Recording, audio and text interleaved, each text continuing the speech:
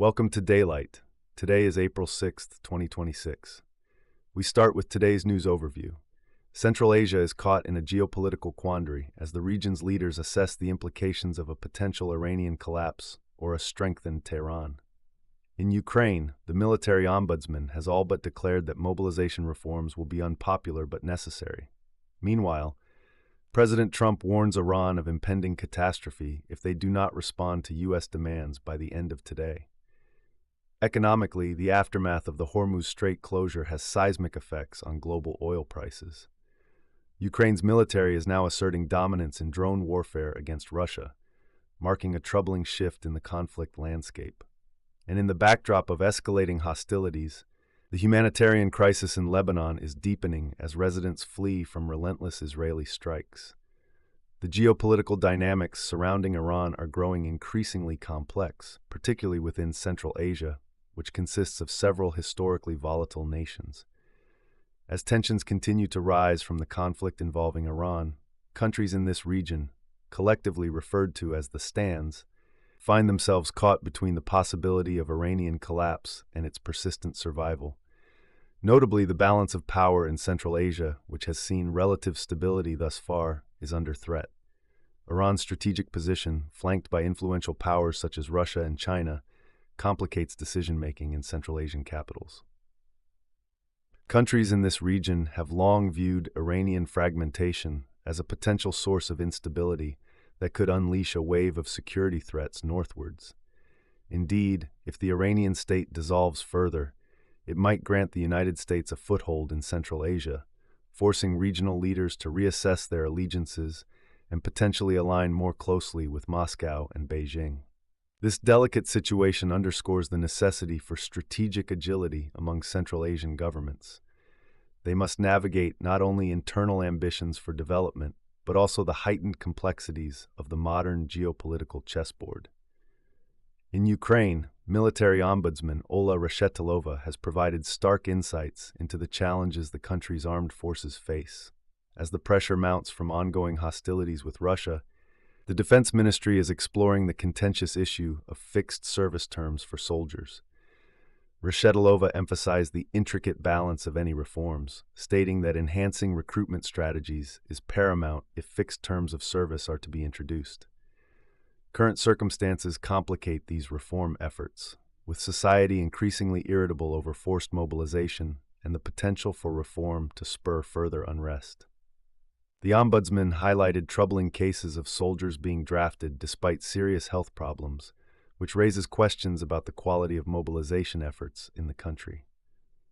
As concern over forced mobilization stirs societal tensions, attacks against draft officers are becoming more frequent, revealing the simmering frustration among citizens weary of extended service due to the conflict.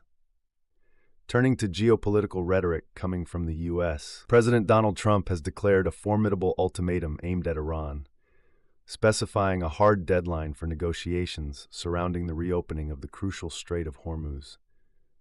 In a press event filled with provocative language, Trump laid out what he referred to as Power Plant Day and Bridge Day, warning Iran that failure to engage in an acceptable deal would prompt extensive strikes against its infrastructure. Trump's aggressive stance has escalated tensions, further complicating regional engagement and raising alarm among global energy markets. This ultimatum represents a pivotal moment as the closure of the Strait of Hormuz is felt acutely across international oil flows. The Strait of Hormuz, a vital waterway for global oil trade, remains under significant strain following its closure, directly impacting several oil-producing nations. Iran's military actions to enforce this closure have resulted in a surge in oil prices, benefiting countries such as Saudi Arabia and Oman. Conversely, states like Iraq and Kuwait, which lack alternative means of shipping oil, are facing dire economic repercussions, with revenues plummeting due to restricted exports.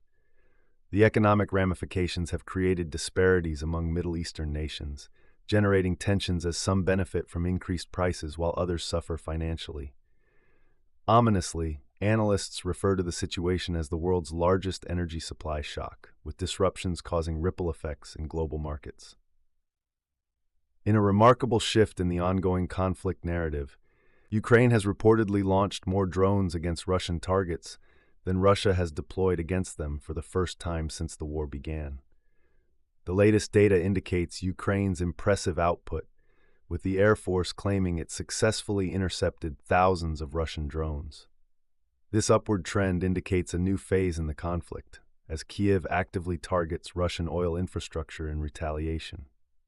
High-profile attacks on key oil export terminals are not only strategic, but serve a dual purpose of undermining Moscow's financial capabilities while demonstrating Ukraine's evolving military capacity. As the intensity of these drone attacks peaks, military officials in Kyiv assert that disrupting Russian oil supplies is essential to weakening Moscow's ongoing military campaign. In light of the escalating conflict with Iran, efforts to mediate a ceasefire are intensifying. Pakistan has reportedly proposed a two-stage roadmap aimed at establishing a 45-day truce. Tehran's response remains closely monitored as it navigates both internal and external pressures. While the Iranian Foreign Ministry has acknowledged offers from intermediaries, there is considerable reluctance to accept terms that might suggest capitulation. Observers remain cautiously optimistic as the clock counts down to Trump's ultimatum, understanding that any pause in hostilities in such a high-stakes conflict could shift regional dynamics. Now focusing on Lebanon, the humanitarian crises have exacerbated dramatically as Israeli airstrikes continue to displace vast numbers of civilians. Reports indicate that as many as 1.2 million people have fled their homes due to the relentless military onslaught. In light of this calamity, humanitarian organizations are struggling to provide adequate support as displaced individuals crowd into makeshift shelters with dwindling resources. The situation is dire. Many families find themselves precariously navigating the debris of war while clinging to hope for future stability. In a tumultuous weekend for Russia, the confirmation of the death of a key general in the recent An-26 crash further illustrates the lethal volatility surrounding the military landscape. As the Russian general's high-profile loss draws attention, questions surrounding command efficacy and operational failures have emerged amidst significant losses in personnel and equipment since the onset of the Ukraine conflict. As Russia grapples with internal strife and logistical challenges, the ongoing drone warfare and Ukrainian counteroffensive operations place further pressure on Russian military objectives. Meanwhile, the situation continues to evolve, with recent intelligence revealing that Iran has struck U.S. forces located on Kuwait's Bubiyan Island.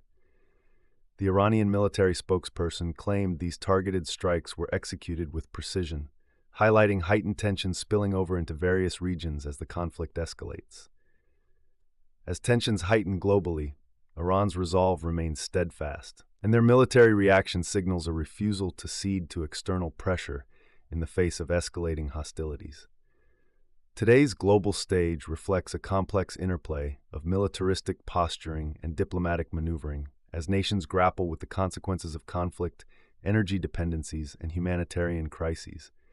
The stakes are higher than ever, as international engagements hinge on uncertain outcomes amidst escalating tensions. And now for today's reality check. The unfolding events of today reveal the intense interconnectedness of modern conflict. The Iranian conflict encapsulates a broader, multifaceted global struggle where energy dependency and military strategies shape the lives of millions.